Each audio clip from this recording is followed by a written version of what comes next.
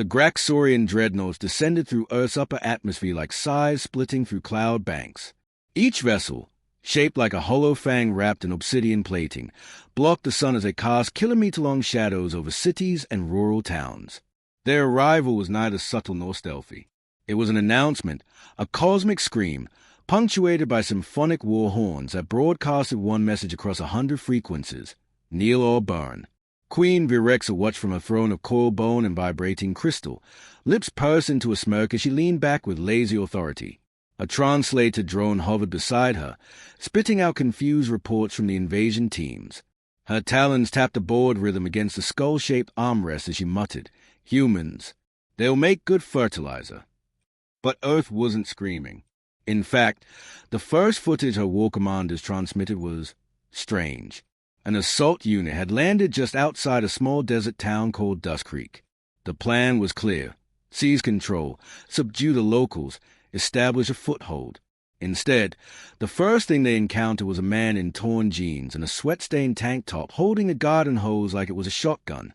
"You're selling magazines?" the man asked, squinting past his sunglasses. The lead Graxorian, Commander Juzek, raised his plasma blade and activated the megaphone protocol. "By decree of Her Radiance, Supreme Queen Virexa, this world is hereby annexed under imperial law. Resistance is futile." The man tilted his head, shrugged, and then doused the nearest soldier in a full spray of lukewarm water. The soldier slipped, fell, and set off a chain reaction of metallic clattering and profanity. Back aboard the flagship, Virexa leaned forward. Was that intentional? By the time Juzak regained control, half the squad had been lured into a local road haze after someone shouted, "Free wings inside." What followed was a bar brawl involving folding chairs, a jukebox blasting El Wanwadi Escawanwadi, and a waitress named Patty who wielded a pool cue like a martial arts staff. Juzak's last coherent transmission ended with, "They're untrained, but their violence is improvisational." Virexa ordered a full-scale advance. New landing zones were activated. Thousands of Graxorian troopers hit the ground across North America, Europe, and Asia. They deployed hover tanks, disintegration nets, sonic scramblers. The resistance they expected were professional, calculated, maybe even mildly tragic. What they got was absolute lunacy. In rural Georgia, a retired Marine-turned-preacher tackled a war beast with nothing but a wooden cross. In Montana, a family reunion-turned-armed militia repelled a Graxorian platoon, using fireworks and a 1987 Ford pickup retrofitted with a cattle cannon. Los Angeles broadcast the invasion live. Half the city thought it was an elaborate viral marketing stunt for a new streaming show. When realization set in, people simply grabbed whatever was near: selfie sticks, blender blades, rollerblades, and one infamous flamethrower attached to a leaf blower. The aliens had numbers, firepower, and technology engineered for surgical planetary conquest. Humans had unpredictability, access to junkyards, and zero sense of proportional response. Colonel Mike Meatball Rawlins, recently reactivated from retirement by sheer outrage, watched the chaos unfold on 16 different monitors inside a refurbished Cold War bunker beneath Cheyenne Mountain. He chewed a toothpick and wore a Yippee-ki-yay t-shirt under his camo jacket. His mustache alone had seen 5 wars. "They expected a damn chess game," he muttered to his assistant, Lieutenant Grace Nguyen, who was currently trying to hotwire a Graxorian drone using her old Nintendo controller. "Instead," Grace replied without looking up, "they got naked Twister at a biker rally." Back in orbit, Graxorian analysts tried to make sense of the mess. Human behavior defied all predictive models. Psychological profiles were useless. One soldier was reported to have been beaten unconscious by an elderly woman wielding a grocery bag filled with canned beans. Another unit surrendered after being subjected to a 3-hour loop of Rick Astley's Never Gonna Give You Up. They thought it was a psychological torture device. It wasn't. The local DJ just had questionable taste. Queen Virexa's patience thinned like atmosphere at high altitude. She demanded a report from Ambassador Quoll, who had spent 3 years on Earth studying humans. "They are not logical, Your Radiance," Quoll began carefully. "Their systems are fragmented. Their leaders are disrespected. Their cultures contradict each other. They fight over fictional movies, but they unify around nonsense. especially if threatened. You're telling me they fight harder the less they have? Yes, Majesty, and they seem to weaponize sarcasm. One of their frontline generals addressed our seed ship and said, "You want Earth? Take Detroit first. If you survive that, maybe we'll take you seriously." Then he laughed for 5 minutes. Queen Virexa slammed her claw against the armrest. "Are you suggesting they're winning?" "No," Quoll answered, shifting uncomfortably. "They're thriving in the chaos. It's like they've trained for this exact kind of disaster." It wasn't all confusion. Some human strategies were devastatingly effective. A team of veterans in upstate New York re-engineered a pair of alien walkers into walking barbecue pits that launched shrapnel made of hot grill grates. In Japan, a motorcycle gang reverse-engineered a fusion engine into a literal rocket katana. Latin American guerrilla groups mixed alien gravity coils with old-school guerrilla tactics to create portable warp ambushes. The central problem, as Graxorian generals realized too late, was not that humans were technologically inferior. It was that humans didn't play by any discernible rules. They didn't retreat properly. They didn't defend static points. They didn't fear annihilation. In fact, entire squads laughed as they charged plasma turrets wielding kitchen knives duct taped to hockey sticks. And the worst of them, the worst, were the Floridians. Florida became an alien death zone within 2 days. Graxorian ships refused to land. Footage leaked of a man wrestling a Graxorian warhound while screaming, "This is for harem." Others took boats into the Everglades and emerged with trained alligators and 3 alien heads strapped to their speedboats. By the 7th day, alien morale plummeted. A Graxorian captain named Jek defected live on galactic broadcast, citing a personal crisis after binge-watching several hours of America's Funniest Home Videos. "I cannot fight them," he cried. "They weaponize stupidity. They thrive on madness. They don't even fear death, just boredom." Back on Earth, Colonel Rawlins received intercepted transmissions indicating Queen Virex's intention to land personally and show these creatures what true order means. Rawlins chuckled, lighting a cigar with the heat vent of an alien plasma pistol. "Tell her we're rolling out the red carpet," he said. "What kind?" Grace asked. "Texas style," he replied, "covered in beer, barbecue, and bad intentions." Grace smirked. "Think she'll take the bait?" "She's too arrogant not to. And once she's here," he looked up at the massive screen displaying the Queen's flagship approaching low orbit, "we give her a good old-fashioned Earth welcome." The central conflict had fully emerged, an empire that ruled through fear versus a planet that refused to take anything seriously. One side valued order, hierarchy, and domination. The other used meme warfare, chaos tactics, and rusty lawnmowers. But chaos, as it turned out, was an evolutionary trait. And Earth was patient zero. As the Queen's flagship began its descent over the burned and smoking fields of New Texas, formerly known as Kansas, the war entered its next phase, one where the rules didn't apply, and humanity didn't plan to lose.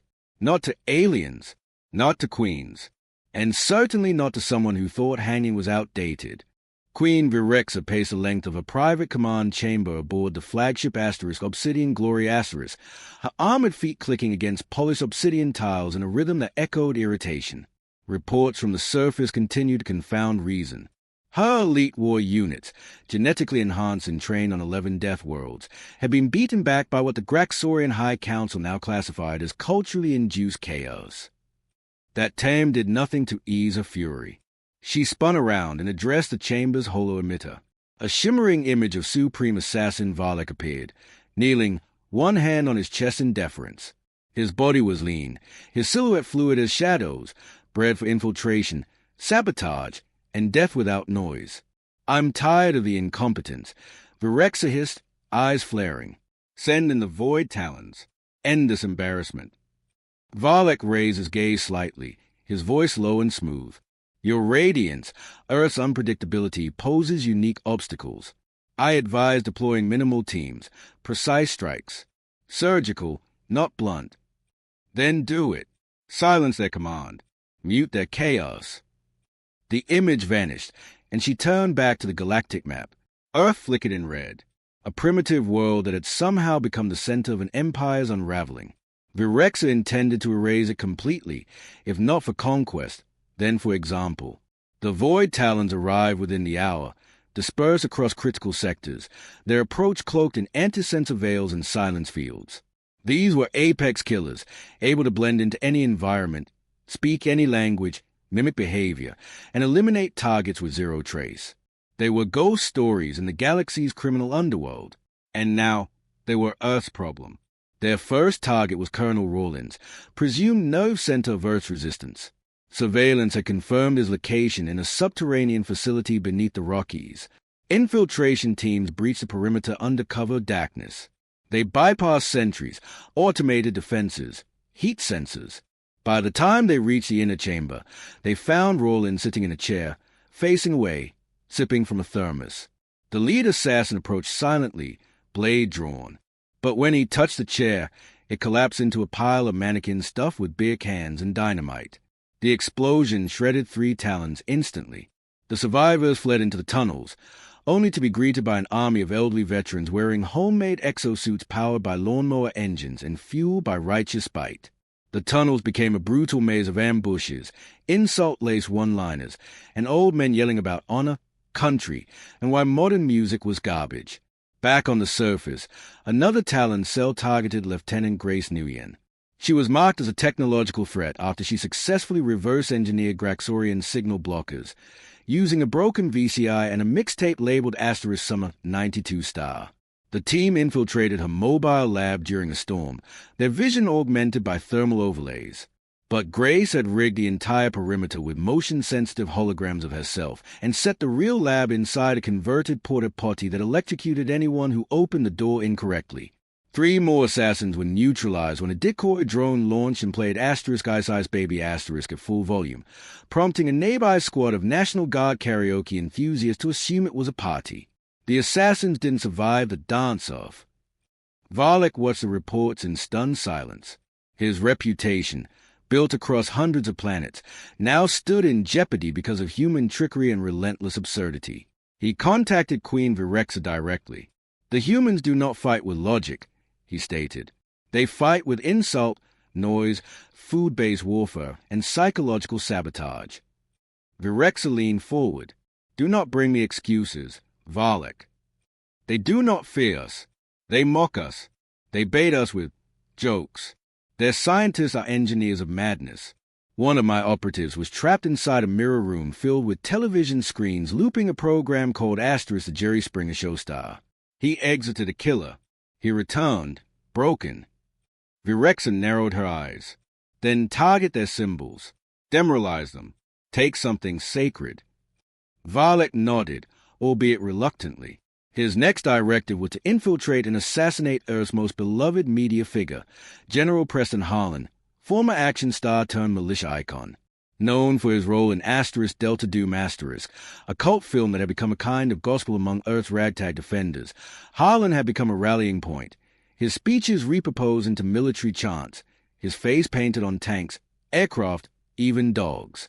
The Void Talons prepared an elaborate operation to ambush Harlan during a live broadcast from a makeshift stronghold in Tennessee. The broadcast, streamed over hijacked alien satellites, was meant to boost morale. But the Talons never reached the stage. As they navigated the ventilation shafts above the arena, a trap activated, an ancient security system built from mousetraps, glitter, and smoke grenades. As the Talons stumbled, blind and disoriented, an army of die-hard Harlan fans descended upon them, armed with replica movie props, real steel, and a unified chant, "Delta Doom don't die." Valek's final operative managed to stab Harlan in the chest, only to realize the man had worn a thick VHS tape over his heart as a joke.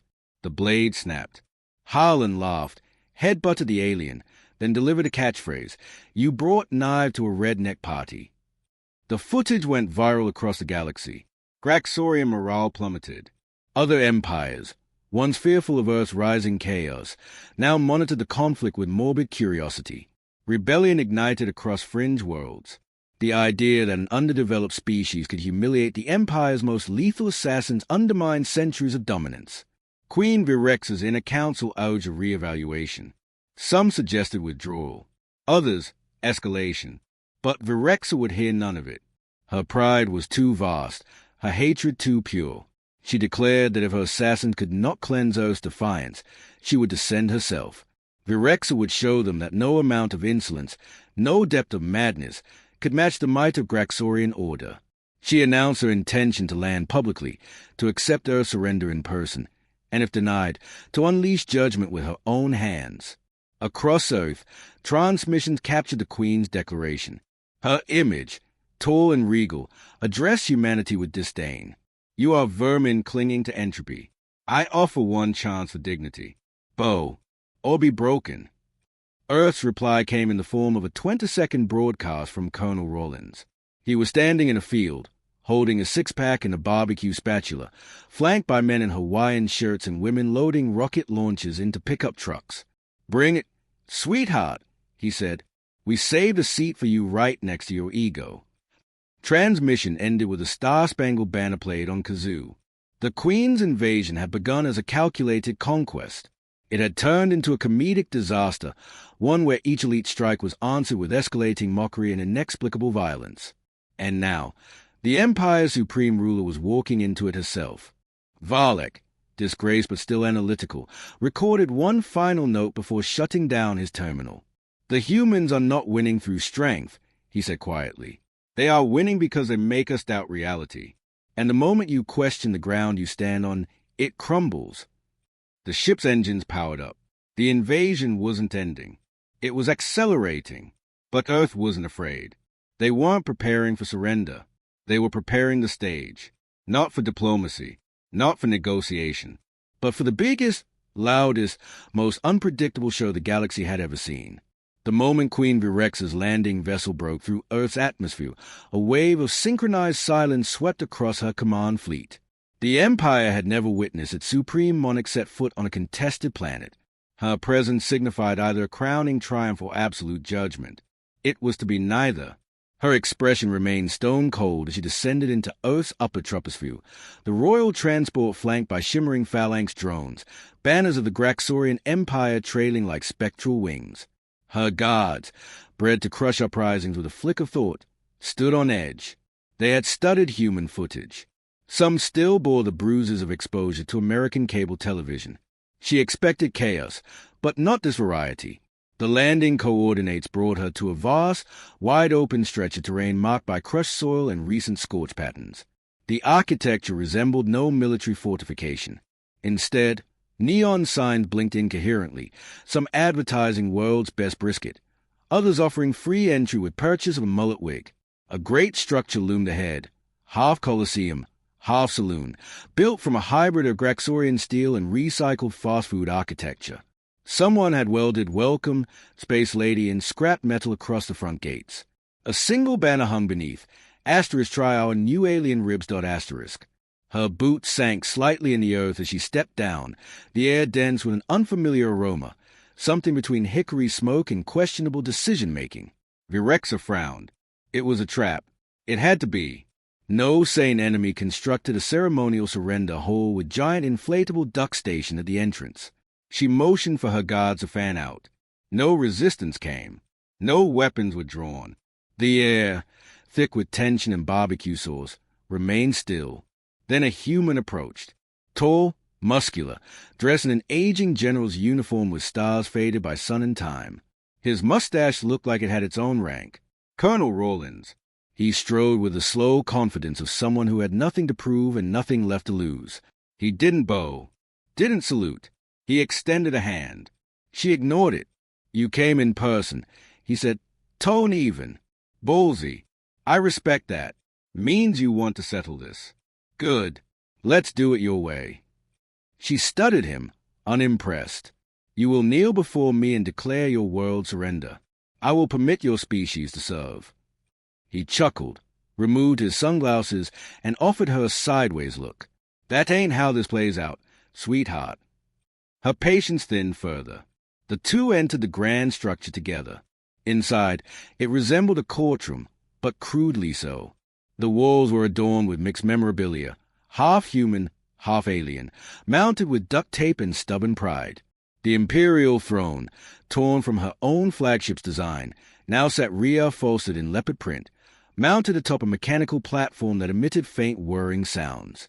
In the center stood a raised platform surrounded by balconies, packed with observers from Earth's various factions.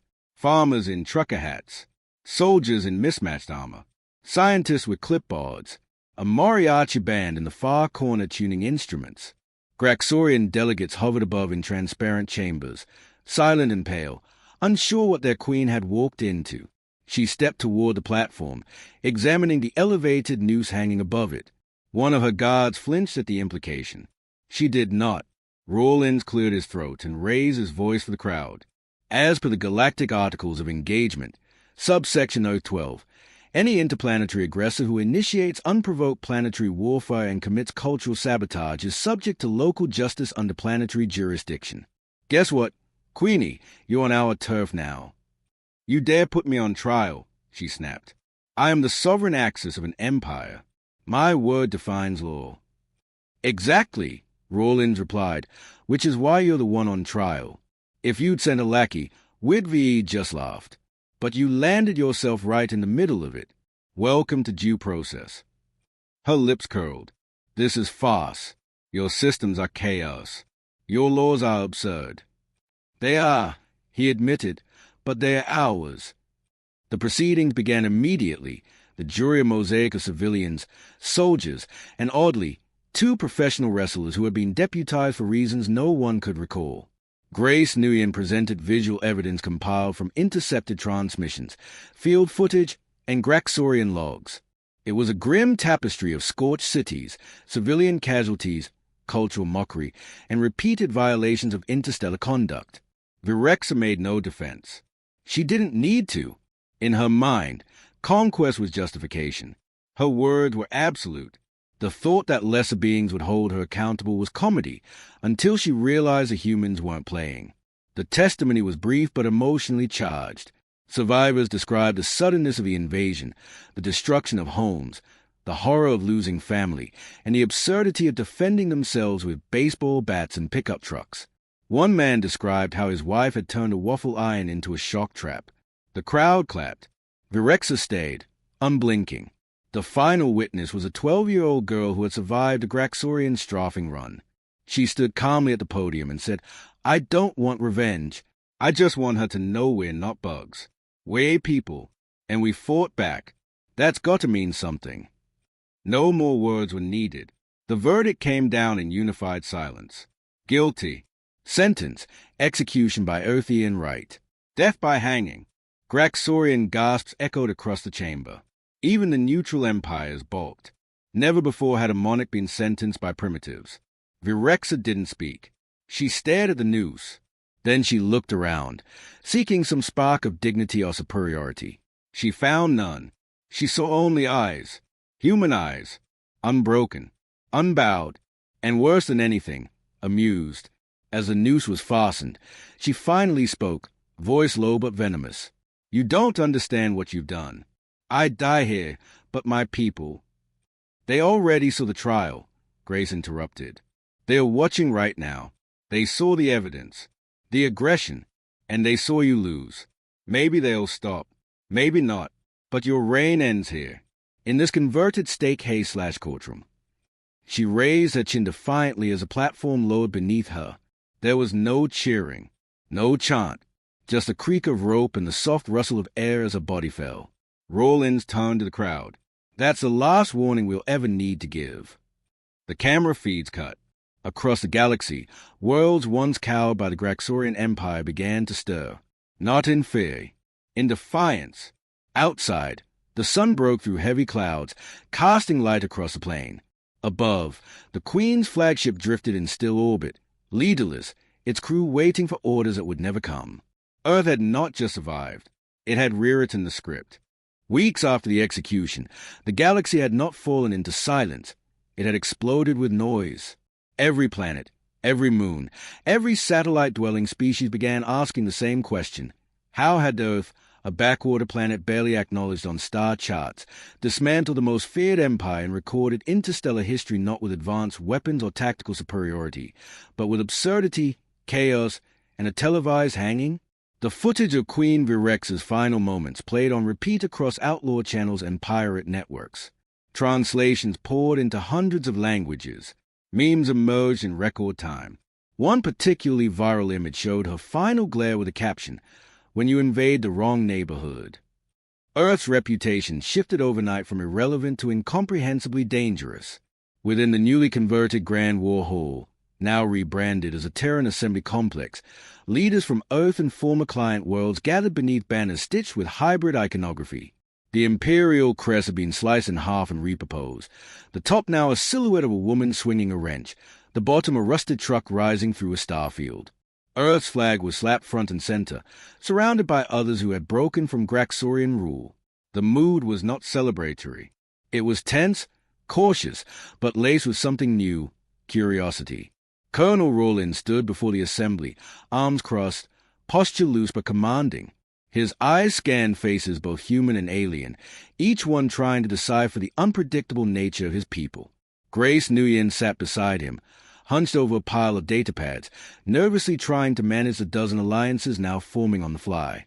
Across from them, the leader of the Krek Coalition cleared his throat, a guttural click that signaled both admiration and latent fear. "We expected annihilation," he said, through a translator, "yet you turned a war into performance art. What exactly is your doctrine?" Roland shrugged. "Don't start none, won't be none." The council sat confused for several seconds until Grace leaned in and clarified. "It means we didn't ask for this war, but we'll finish any that come our way." This prompted silence, followed by slow, reluctant nods. The Grak ambassador raised a limb. "Willard assumed control of the Graxorian territories." "Hell no," Rollins replied. "You want another empire? Go find someone else. We're not babysitting a bunch of half-burned colonies. Fix your own planets. Make your own rules. Just leave us out of it unless you want another taste of hillbilly diplomacy." Confusion turned to murmurs. Independence? No empire? No expansionist doctrine? The idea was almost more terrifying than annexation. Earth didn't want control. It wanted distance. But the fear lingered, unspoken yet thick. Everyone had seen what happened when Earth was provoked. It wasn't just their weapons. It was their stubborn refusal to die properly. Outside the hole, culture began to bleed across borders. Alien youth began mimicking Earth fashion, crafting makeshift leather jackets, chewing gum, trying to emulate accents from action movies they barely understood. Spaceport vendors sold bootleg VHS tapes and outdated Earth memorabilia. One rogue planet declared itself protectorate of Florida despite no official sanction from Earth or the state of Florida itself. The declaration was signed with an alligator tooth and a Bud Light can. Among humans, a different transformation unfolded. Soldiers who had once fought for survival were now cultural ambassadors. Comedians, veterans, and ex-engineers were summoned to alien worlds to explain how duct tape could fix anything. Historians argued whether war was a miracle, a fluke, or the result of aggressive American exceptionalism leaking into a species-wide defense reflex. And through it all, Earth remained exactly what it had always been, fractured, chaotic, stubborn, and deeply unconcerned with galactic politics. In private, Grace sat with Rollins in a converted war bunker they had moved back into after declining to live in the ornate Graxorian capital. She scrolled through diplomatic messages while he watched a decades-old recording of Asterisk Walker, Texas Ranger Asterisk, with a bowl of cereal balanced on his chest. "You know they're scared of us, right?" she said. "They should be. They think we've got some master plan. Let 'em. But we don't. We just barely held it together. That wasn't a strategy. That was caffeine and spite. Worked, didn't it?" She exhaled, unsure whether to laugh or worry. "They want treaties, trade deals, cultural exchange. One planet wants to adopt our constitution. Another asks if cowboys are a warrior caste. Tell them yes, but only on Tuesdays." She closed her tablet. "Are we ready to lead anything?" He sat up, his expression unusually serious. "Grace, we didn't ask to lead. We just reminded the galaxy that you can't stomp on folks and expect them to smile. We didn't win by being smarter. We won by being too damn stubborn to roll over. That's not leadership. That's survival." "But survival becomes example," she replied. And now with the example. He chewed that over in silence. Then he said, "Fine, then let's make it a good one." Across the stars, the remnants of the Graxorian Empire fragmented into 100 warlords, each trying to claim legitimacy. Most failed. The ones who succeeded did so by embracing oath-style governance, low on ceremony, high on accountability, and fueled by immediate consequences. Several planets adopted Earth's jury system. One created a legal code entirely based on episodes of Asterisk Judge Judy Star. An Outer Rim colony established a council of elders made entirely of retired Earth truckers, one of whom passed laws using a magic 8-ball. The galactic economy shifted. Demand surged for human tools, materials, and strangely, music. A retro fascination swept the outer systems. Alien teens walked around blasting Asterisk Bohemian Rhapsody Asterisk or quoting Asterisk Top Gun Star. The word maverick entered their language as a noun, verb, and occasional expletive. But beneath the pop culture spread and fractured diplomacy, a real question persisted. What if Earth had lost? What if it hadn't responded with madness and resistance? Would anyone have intervened? Would the galaxy have mourned a burning Earth or simply added it to a list of forgotten conquests? Rawlins didn't share that question aloud, but it gnawed at him, not because he feared the answer, but because he understood its implications. Earth's survival had less to do with fate and more to do with refusal. A refusal to go quietly, a refusal to be ruled, and a refusal to let someone else dictate what humanity was. The Queen's death had ended the war, but the ripples were far from settled. In distant systems, pockets of rebellion sparked. Planetary governors who had once knelt to Virexen now found themselves overthrown, not by military coups, but by citizens who had watched one too many broadcasts and decided they, too, could hang their own tyrants. The idea spread faster than any virus, and more potent than any ideology. Resistance was possible, even if it was messy. Back on Earth, life settled into a new version of normal. Farmers returned to their fields, cities rebuilt, and the smell of barbecue once again signaled peace instead of protest. Veterans formed guilds, not armies. Engineers built museums from salvaged Graxorian tech. Schools taught alien languages alongside algebra. Somewhere in Ohio, a Graxorian refugee opened a diner that served fusion cuisine, blaster-fried chicken and radioactive coleslaw. People loved it. At night, Grace would sit on her porch and look at the stars, not with fear, but with curiosity. Somewhere out there, she knew, the galaxy still didn't understand them. And that was fine. Let them wonder. Let them guess. Let them think twice before poking the blue marble again. Rawlins joined her, silent, until she handed him a cold drink. He raised it to the sky. "To never being predictable," he said. She smiled. "To never being understood." Earth had not become a galactic leader. It had become a galactic myth. Not because it sought to dominate, but because it had endured, loud, chaotic, strange, and impossible to replicate. And in a universe ruled by fear and conformity, maybe that was more powerful than any throne. It had not just won a war. It had rewritten what victory looked like. See.